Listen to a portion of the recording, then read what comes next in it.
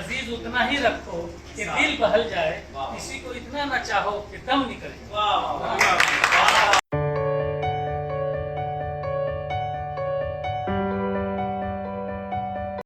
उसके ऊपर लिखना है और उसको हर रोज स्कूल कैंपस के अंदर रखना है। और क्योंकि बाहर हम लोग कंटिन्यू नहीं रख पाएंगे, छुट्टी होगा तो अंदर फिर डाल देंगे, फिर दोबारा रखेंगे, ऐसा करके हर रोज करना है। तो सबसे पहले हम लोग स्कूल में जाके एक प्रश्न पेटी तैयार करेंगे और उसमें बच्चे क्या करेंगे, बच्चे का जो प्रॉब्लम है, समस्याएं हैं, जो खुल के बोल नहीं पाएंगे बच्चे, वो उस प्रश्न पेटी पे या question apple apple apple apple बनाना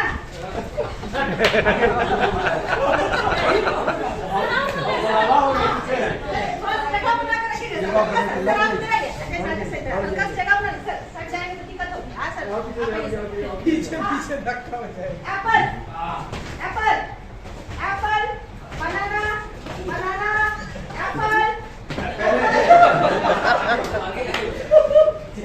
चलिए apple apple banana orange orange Apple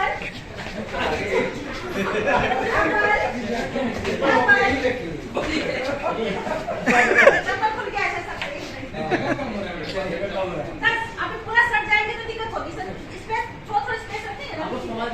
हाँ सर चलिए स्टार्ट करते सर। चलिए अभी एप्पल करेंगे बाहर। Apple apple banana banana Apple apple banana orange orange banana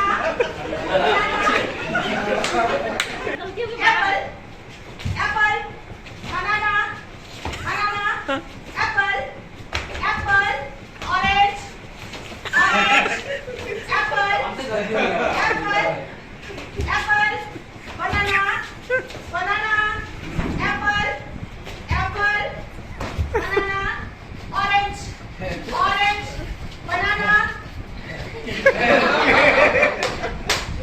apple apple banana orange Apple apple Apple orange बनाना पीछे Apple आगे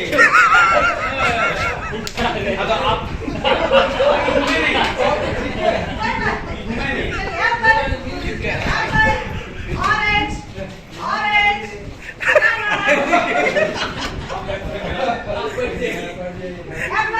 थका दिया गया। एप्पल ऑरेंज बनाना बनाना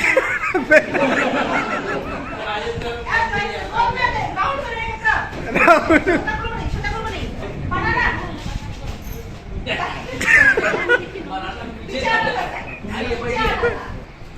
एप्पल एप्पल बनाना बनाना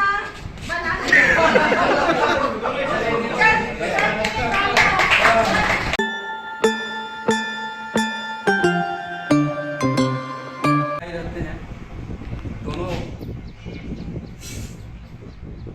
पढ़ता है और पढ़ लिख कर एक भाई बहुत आगे निकल जाता है, बहुत विद्वान बनता है, नौकरी करता है, उसका नाम अपने परिवार से लेकर गांव से लेकर शहर तक पूरे देश में फैलता है। और एक भाई शराबी निकल जाता है, मारता पीटता है, गाली गलौज करता है। जब ये बात लोगों को पता चला कि आखिर एक ही माता पिता से दो भाई हैं और ये कितने महान बने और ये कितना बॉर्डर में चला गया, कितना निचले स्तर पर चला गया, आखिर क्या कारण है। दोनों से बातें होने लगी, बहुत सारे पत्रकार लोग आए, पूछे एक भाई इतना यश गुणगान हो रहा है पूरी दुनिया में और आप इस तरह से क्यों हो गए। उन्होंने बताया कि हमने पिता से सीखा। शराबी बोल रहा है, शराबी भाई, कि मैं ये चीज अपने पिता से सीखा। बोला कैसे? वो बताते हैं कि मैं जब घर आता था तो देखते थे कि पिताजी डेली शराब पीते हैं और अपनी मम्मी को, यानी मेरी मम्मी को पूरा मारपीट करते हैं, गाली गलौज करते हैं। मैं उनसे वहीं पर हम भी सीखा, एक दूसरे से सीखा कि हमको भी ऐसे ही करना है, हम भी शराब पियेंगे, मारपीट करेंगे, पत्नी को गाली गलौज करेंगे और इस तरह से हम इस स्थिति में आ गए। दूसरा भाई से वही सवाल पूछा जाता है तो दूसरा भाई कहता है कि मैं उसी समय संकल्प लिया अपने आप में कि जो काम मेरे पिताजी करते हैं जीवन में वो काम नहीं करूंगा और उस चीज को मैं जीवन भर त्याग दिया, मैं किया, कसम खाई कि हमने वो काम नहीं करना है जो हमारे पिताजी किए थे, और इसीलिए हम वो संकल्प लिए थे और संकल्प के बदौलत आज उस चीज को हमने छोड़ दिया और आगे बड़ा मेहनत किया और आज इस स्थिति पर है। तो मेरा कहने का मतलब प्रेरणा है, प्रेरणा गलत या सही दोनों चीज से हमें लेनी है। जो गलत करा उससे भी हम प्रेरित होते हैं कि वो काम हम नहीं करना है, और सही से तो प्रेरणा लेता ही लोग है।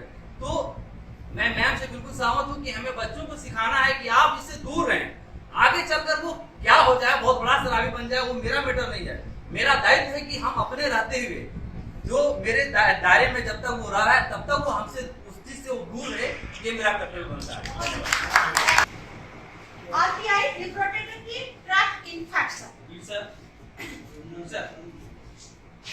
आगे देखें जरा STD के बारे में हम लोग क्या जानते हैं? Sexually transmitted disease. जी सर? Sexually transmitted disease. जी, सेक्सुअली ट्रांसमिटेड डिसीज।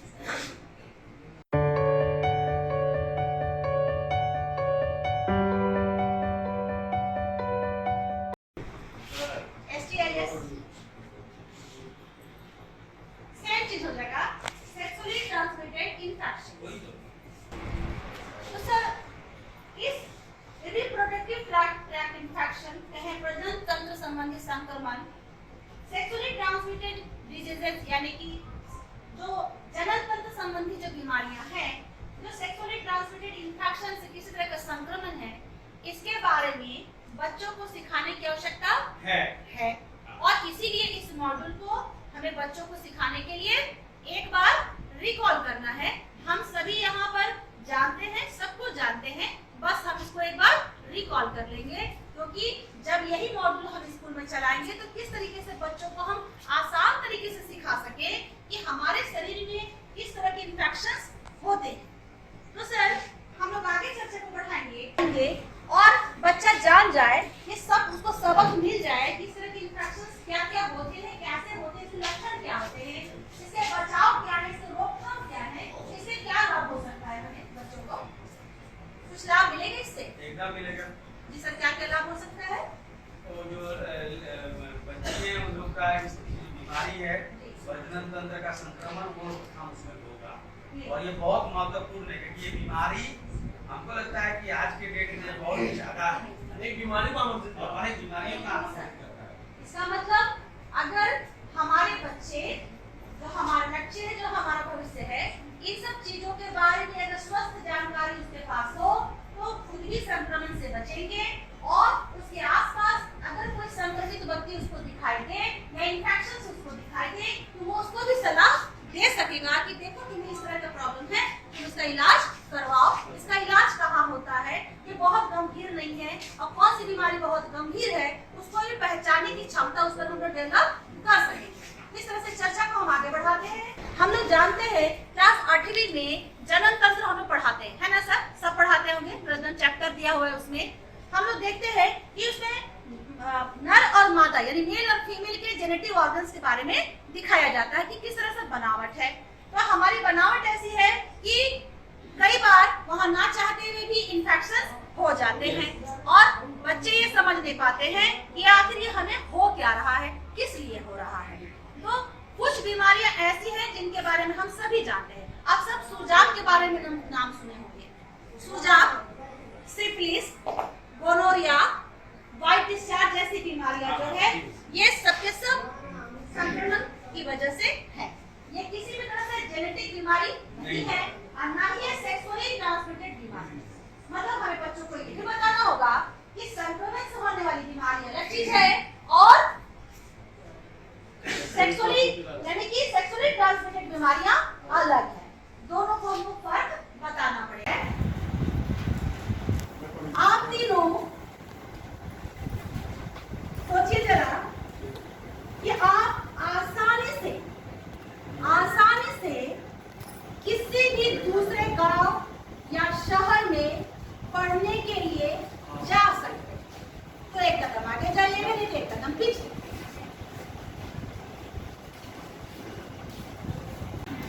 आपके स्कूल की टीम आपके घर के बगल के खेल के मैदान में शाम को फुटबॉल खेलने के लिए आई हुई है, और आप चाहते हैं कि मैं भी शाम के वक्त इस खेल को देखने के लिए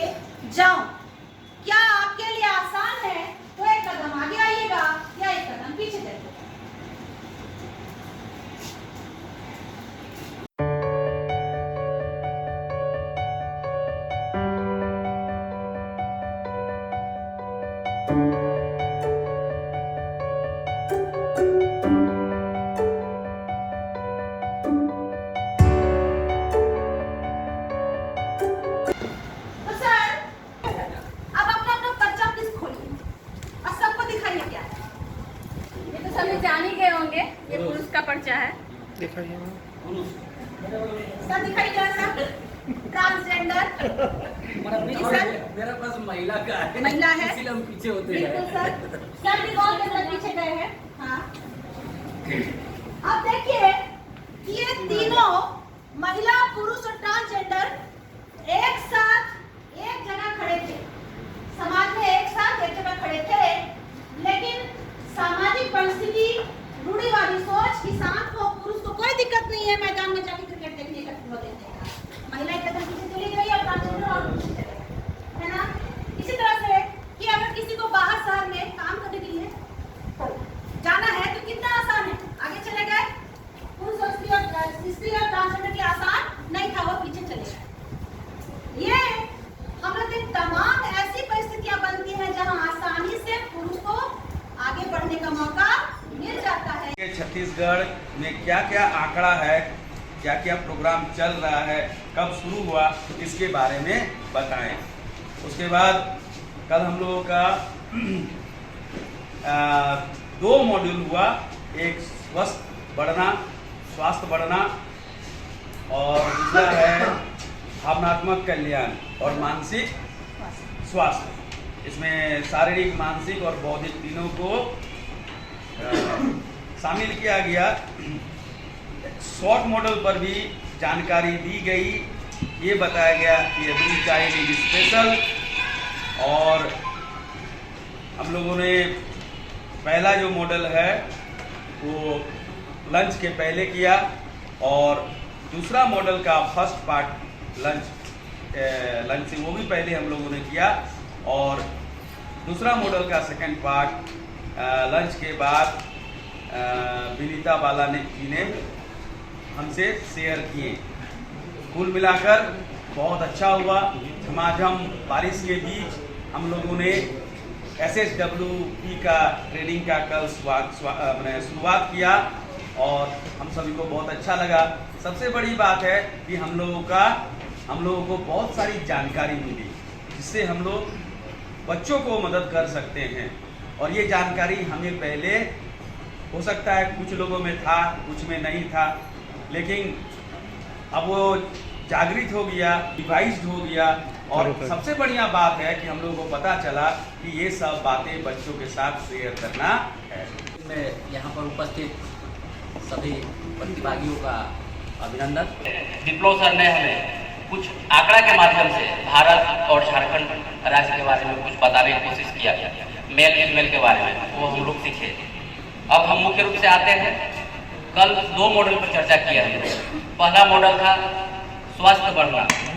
इसमें हम लोग मुख्य रूप से जाने और सीखे कि विद्यालय में या अपने घर में, विद्यालय के बाहर बच्चों का किस प्रकार से हम पहचान करेंगे वो बच्चा स्वस्थ है या नहीं है। अगर नहीं है तो उसका उपचार भी हमें बताया गया कि किस तरह से हम उसे स्वस्थ करने के लिए प्रेरित करेंगे। इसके बाद मॉडल 2 में भावनात्मक कल्याण और मानसिक स्वास्थ्य। भावनात्मक कल्याण में हमारे विप्लव सर ने हम लोगों को बहुत ही अच्छे ढंग से बताया। हम लोगों को SW और OT बोर्ड में था, वो मिट गया है, बताया गया। S मतलब गुण, W मतलब कमजोरी, O मतलब अवसर और T मतलब चुनौती। इन चारों के बारे में विप्लव सर ने हमें बताया और समझाया। ये मतलब चारों चीज में से 2 चीज हम लोग के अंदर होता है और 2 हमारे अंदर नहीं होता है। जो गुण है और जो कमजोरी है वो हमारे अंदर है। अवसर हमें बाहर से मिलती है और चुनौती भी हमें बाहर से मिलती है। इसके बाद भावनात्मक कल्याण के बाद में मानसिक स्वास्थ्य, ये बाला मैडम आई और जो दूसरा सेशन था बहुत ही इंटरेस्टेड सेशन था। थर्ड मॉड्यूल में था वो हमारा था पारस्परिक संबंध। इस मॉड्यूल हम लोग चर्चा किए थे। इसमें बताया गया था कि बच्चे को अगर कुछ भी उनसे अगर बातचीत करनी है तो आपको वो बातचीत बहुत ही सौहार्दपूर्ण और बहुत ही नॉर्मल से बात करना होगा। उनसे अगर कुछ समस्याएं हैं तो आपको उनको भरोसा में लेना होगा, तभी आपसे कुछ वो शेयर कर पाएंगे। और ये बहुत ही महत्वपूर्ण है, ये नया चलन चला है, ये होना भी चाहिए आज के समय में। जो नेक्स्ट मॉड्यूल था हमारा नंबर 4, वो था मूल्य और जिम्मेदार नागरिकता। ये मूल्य जिसका हम वैल्यूज के रूप में जानते हैं इसके बारे में बताया गया था कि बच्चे को बचपन से ही बताना होगा कि उनका मोरल वैल्यू क्या है, और साथ ही साथ मोरल वैल्यू के बाद जब जानकारी उनके बाद होगी तो वो बता पाएंगे कि अपने उनके लिए, क्योंकि जो बच्चे हैं आगे चल के वही एक समाज के नागरिक बनेंगे, देश के नागरिक बनेंगे। इसके लिए उन्होंने बचपन से उन्हें डालना होगा जिम्मेदार नागरिकता के रूप में, जो हम लोग चर्चा कर चुके थे। नेक्स्ट जो चर्चा हम लोग किए थे मॉड्यूल 5 में, वो था जेंडर समानता, जो बहुत ही अच्छा इसमें हम चर्चा भी किए थे। और ये समझ लीजिए जेंडर समानता क्यों महत्वपूर्ण है, और एक अच्छे एग्जाम्पल ही उन्होंने दिए थे महिलाओं का और पुरुषों के बारे में कि लोगों का क्या सोच है, खासकर आज की, क्योंकि हम लोग तो एक शिक्षित वर्ग में समाज है, देश वो समाज का आईना है। इसके बावजूद कुछ गलतियां सभी से हो जाती है। हम लोग कुछ एग्जाम्पल्स भी दिए थे कि क्या क्या एक महिलाओं में होना चाहिए जेंडर समानता के रूप में या असमानता के रूप में। ये बहुत ही अच्छा सेशन चला था। नंबर 5 में जो हम बहुत अच्छे से कंप्लीट किए थे। और नंबर 6 था हमारा पोषण / स्वास्थ्य और स्वच्छता। ये लास्ट लोग सेशन था हम लोग का, जिन्हें हमने सीखा था कि कितना इम्पोर्टेंट है स्वच्छता। स्वच्छता ऐसा नहीं कि सिर्फ स्कूल में हो या फिर घर में हो, आसपास का वातावरण, समाज भी स्वच्छ रहना बहुत महत्वपूर्ण है। इसके बारे में हम लोग चर्चा किए थे लास्ट क्लासेस में नंबर 6 तक। तो काफी अच्छा रहा था ये मॉड्यूल सब नंबर 6 तक। आशा करते हैं जिस तरह हम लोग सीख रहे हैं आगे हम लोग ऐसे ही सीखेंगे। आज हम लोग बात करेंगे मानव तस्करी पर केस स्टडी है। एक कहानी, एक छोटी सी कहानी के माध्यम से उसको बताने का प्रयास करेंगे। सीमा और फूलमणि लेपरा गांव के विद्यालय में 8वीं कक्षा में पढ़ती थी। फूलमणि के परिवार की आर्थिक स्थिति ठीक नहीं थी। उसके 3 छोटे भाई बहन थे। फूलमणि के पिता दिहाड़ी मजदूरी का काम करते थे, जिनको कभी काम मिलता था और कभी नहीं। सीमा ने देखा कि फूलमणि, सीमा उसकी सहेली थी फूलमणि की, सीमा ने देखा कि फूलमणि कुछ दिनों से बहुत परेशान है। सीमा के पूछने पर फूलमणि ने बताया कि उसके घर की माली हालत ठीक नहीं है, क्योंकि उसके पिता के पास काम नहीं होने के कारण वह घर पर ही रह रहे हैं। आमदनी नहीं होने के कारण दैनिक ज़रूरतों को पूरा करने में उसके पिता सक्षम नहीं रह पाते हैं, जिसके कारण घर में अक्सर तनाव का माहौल रहता है, लड़ाई झगड़े होते रहते हैं। फूलमणि ने सीमा से बताया कि उसके मुँह बोले चाचा सोमरा उसके पिताजी को अक्सर कहते हैं कि वह फूलमणि को शहर के किसी दूसरे शहर में ले जाकर अच्छी नौकरी दिलवा देंगे, जिससे उनके घर की समस्या दूर हो जाएगी। लेकिन फूलमणि के पिताजी यह सोचकर फूलमणि को शहर भेजने से डरते हैं, क्योंकि कुछ वर्षों पहले उनके गांव की 2 लड़कियों को चाचा इसी तरह शहर ले गए थे, परंतु उनका आज तक कोई आता पता नहीं है, और इसी के कारण वो भेजने से डरते हैं। एक दिन फूलमणि अपनी माँ को समझा रही थी कि सोमरा चाचा ने उसे शहर में अच्छी नौकरी दिलाने का वादा किया है, और वह यह भी कह रहे थे कि शहर में उसे रहने, खाने, घूमने फिरने व पहनने ओढ़ने की पूरी सुविधा मिलेगी। चाचा ने यह भी कहा है कि यदि उसे नौकरी पसंद नहीं आए तो वे उसे वापस गांव ले आएंगे। अतः वह सोमरा चाचा के साथ शहर जाना चाहती है।